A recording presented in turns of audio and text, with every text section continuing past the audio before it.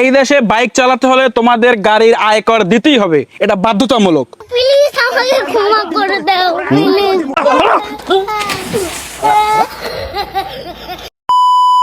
Sir এই সব কাগজ, ড্রাইভিং লাইসেন্স, গাড়ির রেজিস্ট্রেশন, ট্যাক্স টোকেন, এই কাগজপত্র। এই হ্যাঁ এই তো স্যার সব। কত সিসি গাড়ি? 155। এই মামলাটা দাও, 25,600 দাও দাও। এই ধরো 25,500 গাড়ির করের জন্য। স্যার কির কর?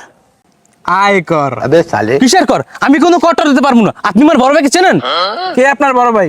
ডাকেন তাকে। আপনি দাঁড়ান, আমি এখনই আমার বড় ভাইয়ের ফোন দিতে আসি। হ্যালো ভাই,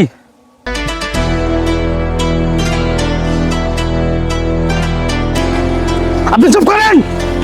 সাব্বির কি হয়েছে? কি হয়েছে বলো না। এই সবার গাড়ির করের কাগজ চেক দাও, একটা যেন বাদ না যায়। কুইক।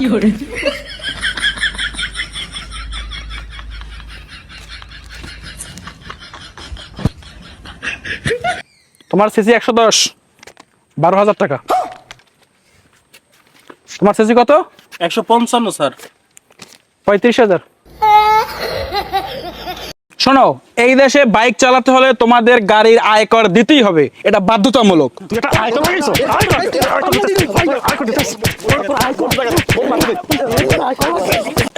আসবে আয়কর দিমু তোরে। তোরা আসবে আয়কর দিমু। হালা হালা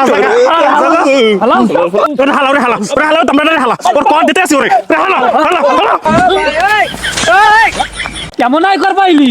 কেমন দিলাম? হ্যাঁ কর নে হইনে বইয়া। করা লাগবে তো। আয়কর পাইছো?